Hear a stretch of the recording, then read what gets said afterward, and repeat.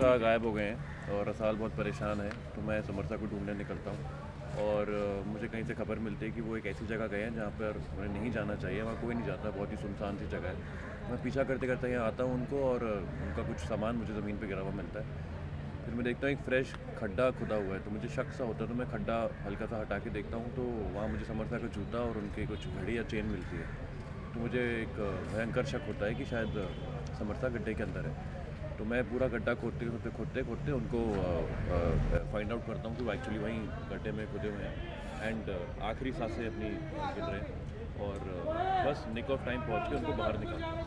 Suspense यही कि एक नालायक बेटे को मैं दफन कर रही थी, दूसरा शातिर बेटे ने उसको बचा लिया। क्या है, मेरा प्लान फेल हो गया और क्या बताऊँ मैं। क्यों ऐसा ऐसा आपको क्यों करना पड़ा? ये ऐसे ही बेटे हैं मेरे जो मेरा प्लान फ्लॉप करते रहते हैं, क्या करूँ। नहीं, वैसी दहशत फैलानी है कि मैं कोई जादू टोना कर रही हूँ, लेकिन कुछ कर नहीं रही हूँ, मैं बस बैठ के अपना प्लान कर रही हूँ, यहाँ पे ऑपरेट कर रही हूँ अपने ऑफिस से। सीक्वेंस ये है कि कनक को पूरी तरह चकोरी ने ट्रैप कर लिया है अपने जाल में।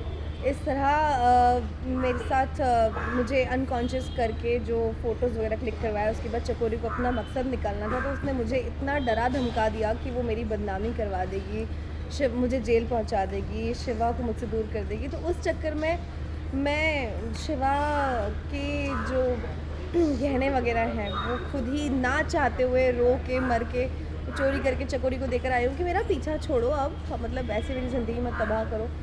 पर उस बीच मेरे और शिवा के बीच में काफ़ी प्रॉब्लम्स हो गई और चकोरी पूरी कोशिश कर रही है कि मैं और वो दूर हो जाए, और पता नहीं वो ऐसा क्यों कोशिश कर रही हैं, क्योंकि वो कहीं कैसे कुछ भी करके शिवा को खुश नहीं देखना चाहती। और उसे पता है कि शिवा की अगर लव लाइफ में मैरिज लाइफ में प्रॉब्लम्स होंगी तो वो खुश नहीं होगा, उसकी बहन को भी प्रॉब्लम्स होगी तब भी वो खुश नहीं होगा। बट मोस्टली जो है चकोरी मुझे ही टारगेट करती रहती है। तो जैसे कि आप जानते हैं, रसाल ने शपथ ली है कि वो अब तभी कुछ खाएगी जब उसका पति कुछ कमा के आएगा, यानी कि समरसा जब कुछ कमा के आएंगे।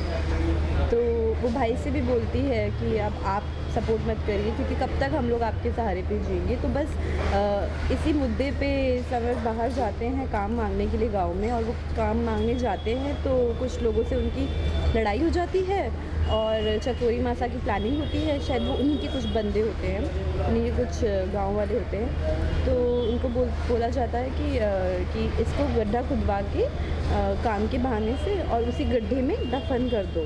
जैसे कि समर है तो समर का जो काम धाम था वो चकोरी के साथ ही बाहर चला गया, क्योंकि वो एक फाइनेंसर थी जो उसको सपोर्ट करती थी, पैसा देती थी। अब क्या है कि जो एक लड़की है रसाल, वो मतलब होता है ना, खुददारी होनी चाहिए कि भाई अपना ही पैसा खाएंगे, अपने पति का पैसा खाएंगे। तो बोलती कि जब तक समरसा नहीं कमाएंगे मैं अन्न अपने हलक से नीचे नहीं उतारूँ।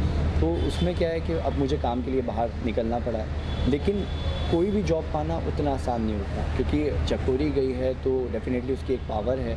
तो वो लोग जो है मेरा मजाक उड़ा रहे हैं कि यार इतने बड़े घर का लड़का होकर और जो है 2-4 रुपयों के लिए तो हाथ फैला रहा है, ठीक है। तो वो उसको नौकरी के लिए ताने देते हैं, लेकिन उसको ये है कि यार आज ही मुझे चाहे कुछ भी पैसा कमाना है, मुझे वो पैसा लेके जाना है घर, अपनी बीवी को देना है, ताकि हम दोनों बैठ के जो भी खाना हो वो खा सकें।